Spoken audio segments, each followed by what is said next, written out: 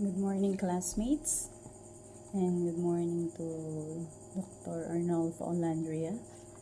I am Darrell G. Vertudazel, and I'll be reporting the principal as an instructional supervisor. Principal, what is principal? It is the chief administrator responsible for managing a school's operations, academics, and staff. We all know what is the meaning of principal, no? Kay we almost all of us are teachers, so we already know who is our principal in our schools. In instructional supervisor, oversees curriculum implementation, teacher evaluation, and professional development within educational institutions.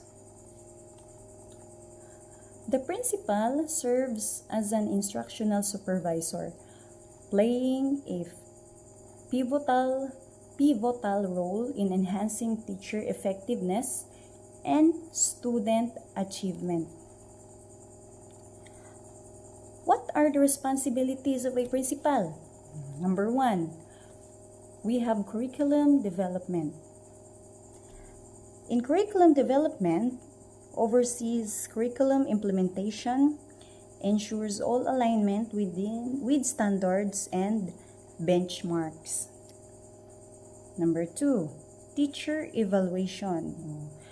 Ang principal daw also responsible for teacher evaluation, conducts regular evaluations, provide constructive feedback, and supports professional growth. Siyempre kita halos tanang mga teachers man. Halos tanan man kita danay teachers. So, nakaibaw jud ta nga ang principal, they also evaluate us. Number 3, instructional coaching. Provides guidance on teaching strategies, lesson planning, and classroom management. Si principal daw, di lang mag-develop sa curriculum o tabang mag-evaluate, they also provides guidance. I-guide po ta nila on teaching strategies, what are the correct or the proper ways on how we teach dapat. Classroom observations. Conducts regular observations to monitor teaching practices and student learning. So, kita kayo nakasuway maggadudadana no kanang the principal mo kalit lagsod usahay they are minsan usahay kanang wala sila magpahibaw that they will have a observation. So kita as teacher, dapat ang teacher always prepared jud na. Dili jud nga usahay. Pero naaman jud panahon nga dili kalikayan bitaw ang teacher dili ma-prepare na tungod sa samot karon sa DepEd na sa public schools. Overloaded kaayo mga teachers sa paperworks. So sometimes kita dili ta maka-prepare o proper sa lessons. Pero as teachers dapat ato jung buhaton na mag-prepare ta kay ang mga principal mo kalit pud nagpanunga mo suod laman nagkalitway panahid na sila'y panahon nga ingana nga mag-observe. Next, professional development. In professional development, organizes training, workshops, and conferences to enhance teacher skills. Yes, kita dagan man gajud kita no, pero minamanta na ay mga trainings labi na sa DepEd kaning karon as of now they have last time bag-o lang nagkaroon na ay they have inset trainings. So it is a way nga ma-develop ang mga teachers kung unsa na gayud ang dapat or angay nga itudlo karong panahon na kay nautro or dili man as in nautro na enhance lang ang matatag curriculum. Next, assessment and accountability. Analyzes student data, identifies areas for improvement, and develops action plans also. Dili lang si teacher ang nag-brand out man. Dili lang si teacher ang mag-analyze sa student niya. Syempre, appeal si principal. Syempre iya pong tan-awon kung unsay angay nga i-improve pa sa student and mag-develop pud siya mga angay, mga plano kung unsa pa gadyoy angay na buhaton. Next, resource allocation ensures equitable distribution of resources including textbooks, technology, and personnel. Si principal, syempre, siya po usa sa mangita og paagi kung asa ta makakuha og mga resources sa school. Dili lang pwede nga teachers tanan, pero naman di uban nga way budget kita hay ang school. So kasagaran ang mangita jud gastudan na kay mga teacher, no. Ang principal dili man gud basta-basta makakuha og mga budget, na apa man jud na mga ways nga na mga step by step kung unsaon makakuha og budget para maka-provide sa needs sa school. Next, we have instructional supervision models. In instructional supervision models, we have 3 models: the clinical supervision, developmental supervision, and collaborative supervision. In clinical supervision, focuses on teacher reflection, self-improvement, and peer feedback. It is from the word clinical. Mo is a clinic. Kana bitang mura tag focuses on teachers' personal growth and development, helping them become more aware of their values, beliefs, and biases. Addresses the emotional needs of teachers, providing thinking space. Next is the developmental supervision model. In developmental supervision model, it emphasizes teacher growth, mentoring, and coaching. From the word development, diba? Murag ang supervision na model, kani nga model, murag it helps the teacher to develop more. It is a method of supervision that identifies stages of development for the teacher and provides guidance based on the teacher's stage.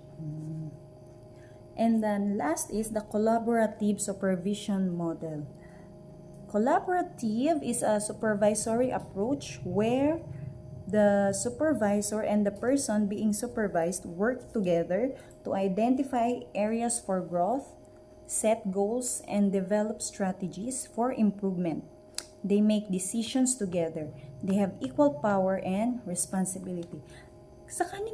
In these 3 models, more ganahan ko daning collaborative supervision model kay nga naman equal man mo ni principal, imong supervisor ba na imong principal as a teacher, so equal mo sa responsibility mo, magdigati na bangay ba teamwork mo sa inyong buhatonon, especially in school. Dili nang porket siya supervisor siya na pinakataas tanan or principal, no. Mas lami ning collaborative kay mo teamwork man mo, so maganahan po kung ingani kay. Pero as teacher, dili pud pwede magsalig lang nga porket equal mo og power and decisions together, the same responsibilities, dili pud pwede nga isalig lang nato tanan. Syempre na po tayo respeto nga siya principal, so no respect pud ta unsay mga sakto or angay natong buhaton. In effective instructional supervision strategies, we have different strategies there. Number 1 is the regular feedback. Nanatas mga strategies kung unsa. Regular feedback, it provides timely, specific, and constructive feedback. Kinahanglan ang principal as a instructional supervisor dapat nasa regular feedback. Kinahanglan na asay feedback about sa trabaho sa teacher. Specific, kailangan very specific, kinahanglan i-feedback nimo, kailangan straight to the point pod. Dili nang paagi pa na daghang segue bitaw, straight na dayon. Then next is the open communication.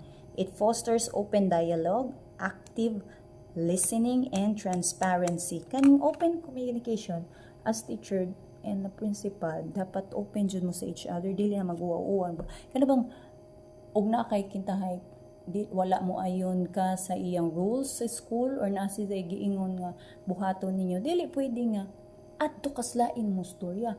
It's better nga imo silang istorya direct sa imong principal kay ngano ako makahibaw pug principal nga ay wala di ka mo ayon sa akong giingon nga plano nga ingani ingana. So dapat ang teacher o ang principal na sila open communication always. And then 3, data-driven decision making. Uses data to inform instructional decisions. Siyempre, if we are going to decide something, dapat na adjud tay mga data nganong kaniman ay mong desisyon sa isa kabutang sa school. Dahil na kay himuon nga kani itukod nato kay tungod sa kinahanglan sa school. So before you say that, dapat na kay mga data nga gibuhat nganong kana ang angay ninyong buhaton sa school. Next is differentiated instruction. Supports diverse teaching styles and student needs. Oh. Kaning diversity karong panahon na kay di sa una manggod, di ba, more on pag taga-Bohol lang ang mga estudyante. Karon kay we are very naman good sa culture na to.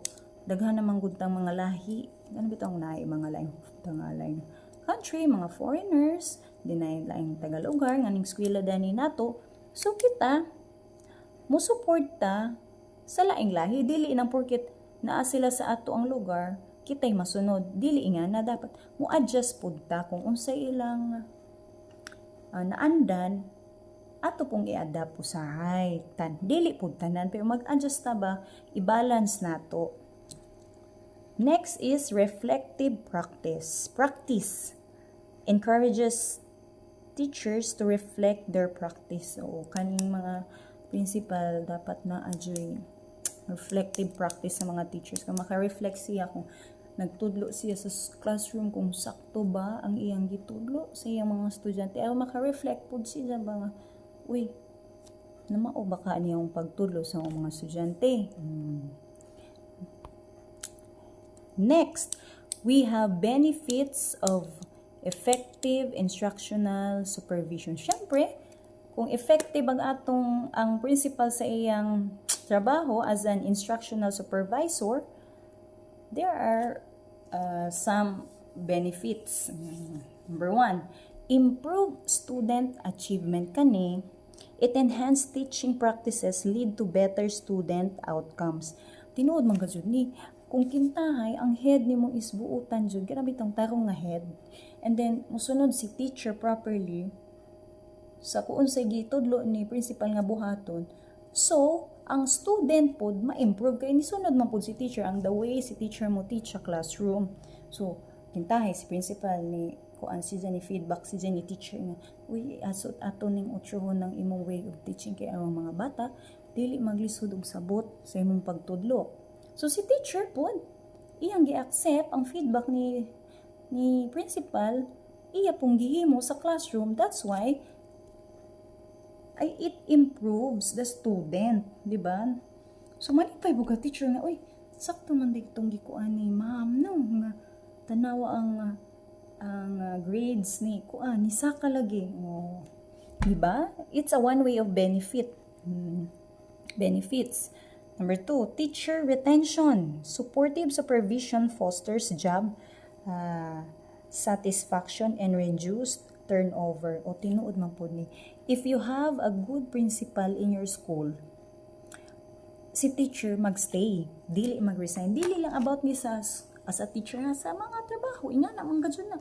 If the school or your co-workers in your school, in your place, kanang bitang magkasinabot bitaw mo, good siya, buutan siya. So si teacher or laing sa ikaw as a employee, dili na kamuhawa sa imong gitrabahoan kay ngano very nindot man pud ang pagpa-lead, di ba, sa inyong head. Dili na kaganan ay di na ako mo pa-transfer sa laing school kay dani ko kay ni adjun ko naay mga inganang case. I have friends nga ni pangutana na, uy mo ngano dili man ka mo transfer dadto nga mas duo man sa inyong lugar ni mo siya. dili niya feel ang laing school, mas feel niya ang school nga naa siya karon because of the co-workers and your heads. Next is the school culture. Promotes collaboration, professionalism, and a growth mindset. And sa school food culture, og effective ang principal sa iyang pag-supervise, ang school culture pod mag-promote og collaboration, maging professional nga mo growth pod ang school. Dili lang ang student ang mag-improve, apil ang school. Kay syempre gilid naman kasi mong principal nga ni sakto ni. So ang school pod mo apil pud ka improve. Next is accountability. Ensures alignment with educational standards and policies. And the last one is professional growth.